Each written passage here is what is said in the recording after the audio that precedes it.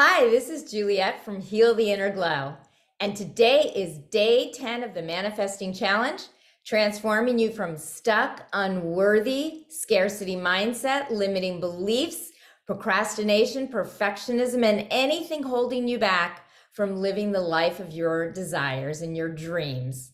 And today we are going to discuss the importance of forgiveness. Now, do you know we go through life and we wear a backpack filled with stones. And these stones represent anger, resentment, hatred, guilt, shame, all of those negative feelings that are caused by us regretting something that we did not do or perhaps did do. So holding those negative feelings against ourselves, we're not forgiving ourselves, as well as things that people did to us or what we perceive and interpret as how someone harmed us. Now, that is really uncomfortable and painful. And that backpack gets heavier and heavier and really is a burden and weighs down our shoulders, our minds. It is just all encompassing. But do you know why? It's because even if something happened decades ago, we continue to relive it by harboring those negative feelings in our hearts and in our minds. In our stomachs, all that negativity is hard for us to bear, which is why it is a burden. So it is really important that we forgive others. It's also really important that we forgive ourselves. So I'm going to give you 3 steps to forgiveness. Now, the first step is always to clear out self-forgiveness, because we cannot clear out others, forgiving others fully, until we forgive ourselves. So the best way to do this is to go into the garden, into the park, wherever you want, and pick up a stone. Pick up one that has some weight, not like a little pebble, but one that has some weight. And you're going to put that in your pocket or your purse. I mean, it's a little hard if you put it in your hand, but you can do that too, because I want you to hold it all day. And just carry it around all day. And after a while, you'll notice it's a little bit uncomfortable, especially the bigger the stone that you pick up.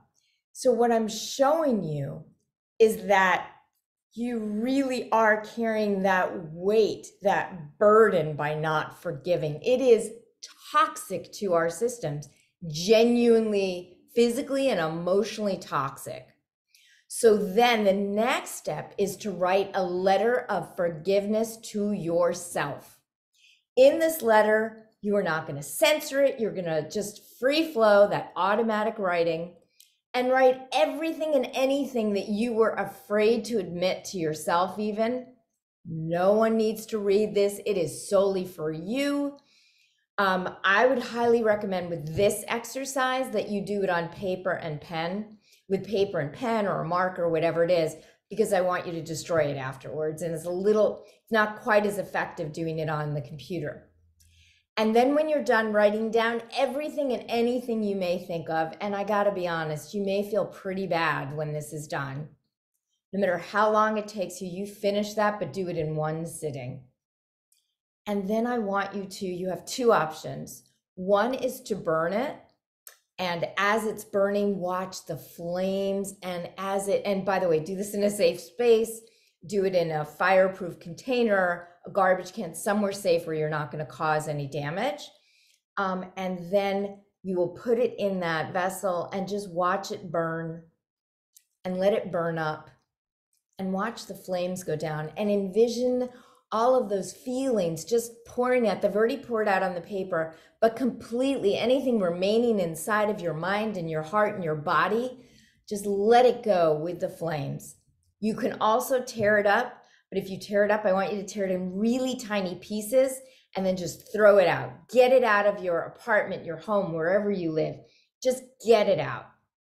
And then the second step is to write a letter to someone else. Now, again, this is solely for your eyes. If you really want to mail it to them, you can.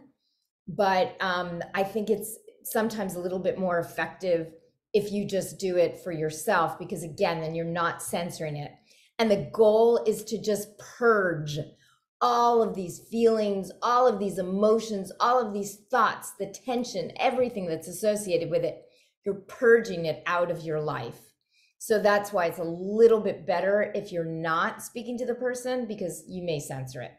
So I'd love to hear how this works for you after you try all three of them, and leave a comment below. And I look forward to seeing you tomorrow for day 11. And remember, glow, let go, let flow.